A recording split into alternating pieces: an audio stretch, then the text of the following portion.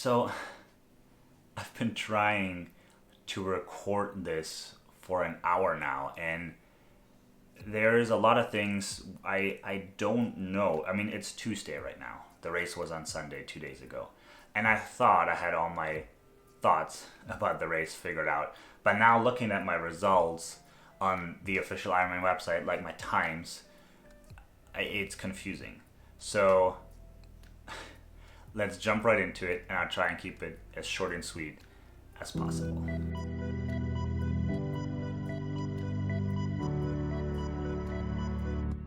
Hey guys, and welcome back to another video.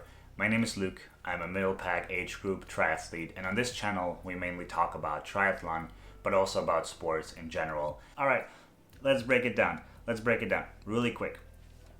70.3 Indian Wells is one of the last Ironman races in the year. It takes place in Coachella Valley in California on Sunday, the first Sunday in December of every year. And it is a very interesting race because if you choose to race it, it can make your season very long. 2,600 participants, it's a very, very popular and well-visited race, which is great. Overall, I like the race. And if you're new here on this channel, by the way, thank you. I appreciate you clicking on the video, taking the time out of your day to watch this. If you already follow me on my socials, they're all linked down below. You might already have a basic idea of how the race went, but I'm gonna try and break it down. So Indian Wells is a little different than, for example, Oceanside, right? Oceanside is a looped race, so to speak. You have transition 1 and transition 2 be in the same place. So you set up your transition on your bike and everything, and you come back to T1, and then you do your bike and you come back in the same transition. So logistically speaking, it's fairly easy. You grab all your stuff, you go to one place. The registration where you pick up all your stuff is right next to transition, really. So there's not a lot of logistics with that. Indian Wells is a little different. You have to go to the tennis garden, and there is where you pick up your race package. You walk just across the street from it, and that's where you set up your run gear, because that's where transition 2 is, and you will run around the tennis gardens. And then you have to go to T1, right, to set up your bike. So that is at Kahia Lake, because Indian Wells is a point-to-point race, and so the start and the finish line are not in the same spot, where, again, Oceanside start and finish line are in the same spot. Now, if you're new to the race, do keep in mind that you have to drive to Kahia Lake, and there's only one road leading in and out of the race. So with 2,600 participants, you can imagine how crowded it gets, especially Saturday afternoon, everyone trying to cramp it in the last minute to drop their bike stuff off, to decontaminate their wetsuit, which you also have to hang there. You can sit in line for hours in that lake. So make sure you're prepared and do these things ahead of time. Sunday morning around 5 a.m. we took the shuttle, and Ironman shuttles you from the tennis gardens, where the finish line is, to Kahia Lake. And then around 7 o'clock the pros go off, and then at 7:15 the age groupers go off. Kahia Lake, with 58 degrees Fahrenheit this year and I believe 57 degrees Fahrenheit last year, is fairly cold water. And it can go either way. If you're like me, I really do enjoy the cold water. I like the swim because I'm not overheating. I get warm swimming really fast. So having this cold water actually feels really nice. And from an effort level, I never really have, well, maybe I just don't swim hard enough, but it's never really a lot of effort to get through the swim.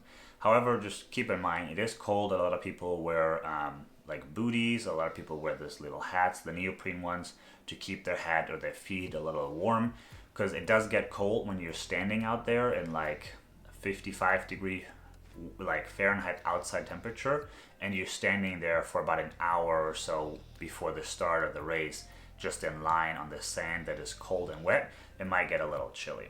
The swim was nothing special. It went exactly the way it went last year as well, besides the fact that I got major, of course, at one point because I tried to swim with someone and we both didn't sight very well or relied on each other. You can see it on the Garmin when it tracked my swim. I circled it. That's when I realized I was very far off and I had to swim back to the last buoy. So this cost me about 2 minutes, leading my swim time to 36 minutes and 32 seconds, 2 minutes up from last year. The bike actually went better than last year. This is where I was confused, because from my legs perspective, I thought I didn't push enough power. I thought this is not enough. This isn't going well enough. At about mile 45, I hit a wall and I was like, man, I have nothing left in the tank, and I don't know why. I wasn't cramping or anything, so that wasn't it. My fluids were alright, a little lower than I wanted. Well, about a third of what I wanted, or about half of what I wanted to consume. But I biked at 2 hours and 43 minutes, which is actually 5 minutes faster than what I did last year. So that was good. That was a pleasant surprise in the moment. I thought I was already way behind schedule. But then we get to the run. I ran at 2 hours and 43 minutes half marathon this time. And I know that it is a very, very slow half marathon, especially if you compare it to the age groupers. Not even the pros, just the age groupers. It's very slow. However, it felt a lot better than when last year I ran a 2 hour and 19 minute half marathon. So this year I ran 25 minutes ish slower, but my legs felt better than when I ran faster and my legs felt worse. Which I guess makes sense, but I didn't think that my effort levels were different. Last year, and this happened so far in all my 70.3s where I had to run my half marathon, as soon as I get off the bike, my hamstrings cramp up, I go out way too hard, and then I'm limping and walk running by the first aid station. And I do that for the whole half marathon. This year I went out very, very easy. I noticed slight onsets of cramps. Never in my hamstrings. My hamstrings are absolutely fine. I don't feel a thing in them. They're not sore at all. But I ran very slow and controlled. And I was able to run every single aid station. And I was able to run the entire course without stopping, except for the last uphill at mile 12 point something. I just had to walk that last uphill. It mentally broke me. But this is where it's confusing, because it feels a lot better. And overall, I thought I did better. Well, I mean, I had my watch. I knew the time wasn't great. But overall, I just didn't have the kick and the energy that I thought I was going to have. And my wild guess would be that I honestly just didn't put in the work. I think after the small surgery I had in the end of July, then I took all of August basically off. After that, I just didn't put in the same amount of effort that I put in before. And there's various reasons for that, and that's beyond the point. The second point is that nutrition is one of those things that I know a lot about and execute the least. It's what I know the most about because I studied it in college. I got my bachelor's in human nutrition, and I execute it the least. It's my least favorite part about racing. So I had a nutrition, it's not even a strategy, honestly, because I didn't practice it. But I had a plan that I wanted to do, and if I would be able to pull it off, then that would be it in my head. And when I looked after the race, I came back and I looked at my bike pouch, and I can make a whole video about my bike pouch. I really don't like it. I looked in there, and about half of the nutrition that I wanted to consume on the bike, that I had nutrition for 2.5 hours, that would have been 60 grams of carbohydrates per hour. Half of it was still in my bike bag. I never consumed it. Half a bottle of the fluids was still in my bike rack that I didn't drink. So when I hit the wall at mile 45 and I didn't have any pep on the run, I didn't cramp. So I think electrolyte wise, I was alright. Probably redlining it, but I was alright. I could have consumed a lot more fluids and I would have gone smoother, but I think the tank was just empty. The tank was just fully empty. I'm really glad I didn't cramp, and I think this is an improvement. I am extremely sore today, but I am actually sore in my quads, which wasn't before. Before, my hamstrings were always the ones that gave out and that were my handicap. I think if I can really get the nutrition down, I could have easily shaved off a lot of time off the run.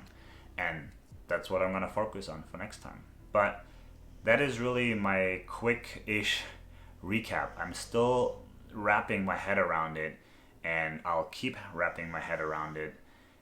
But for now, I'm taking a whole week off. I need a mental break from everything, figure this out in my head, and then we'll start basically a short off season, maybe in December, and then we're going in half marathon prep in the beginning of February already. That's when the season starts. So very short, but we'll make a separate video about that. That's really it. I just want to ramble off my thoughts about the race. So if you have any advice, that would be great. I will make a dedicated video about the Motive training app next week. That will be my last review of the app. That was the app that I used for most of this year to train for this. And I will tell you what I think about the app, how everything went. But this race, overall, it was a great experience. I'm always very happy when these races are done. And like, while it's mentally so challenging to be in the race, once you're done, it's like, I don't know, like that makes it all worth it. The whole year build up makes it worth it, just like crossing the line and being like, yeah, it's done. I don't know.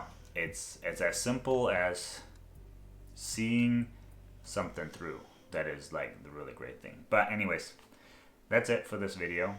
Overall, a 6 hour and 26 half Ironman for 70.3 Indian Wells.